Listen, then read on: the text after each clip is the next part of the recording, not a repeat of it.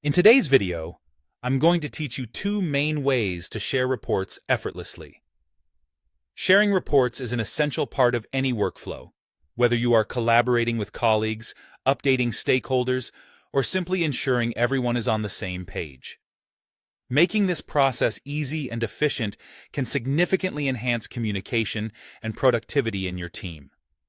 Let's dive into it and explore these methods in detail. The first method is to upload a file or attach a report manually. This is a simple and straightforward way to share your reports. You can do this in either a channel or a direct message, depending on who you want to share the report with. Start by clicking the plus sign or that familiar paperclip icon you see in many applications, indicating where you can attach files. Alternatively, if you're a fan of the drag and drop technique, just grab your file, whether it's a PDF, spreadsheet, or an image, and drop it directly into the conversation pane. It's that easy. Once your file is in place, take a moment to add a message or some context. This step is crucial because it informs recipients about what the report covers, ensuring they understand its purpose and relevance. You might want to include details like, "Here's the Q4 financial report," or "This image shows the latest product design update." After adding the necessary context, go ahead and hit send. Your file will appear right in the conversation, making it accessible for everyone involved.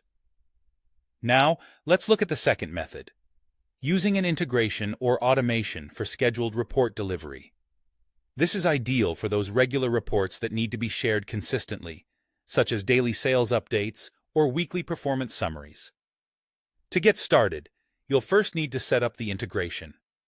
Begin by connecting your Slack workspace to the relevant application or bot. This typically involves authorizing the app or bot, which is usually a simple process of logging in and granting the necessary permissions.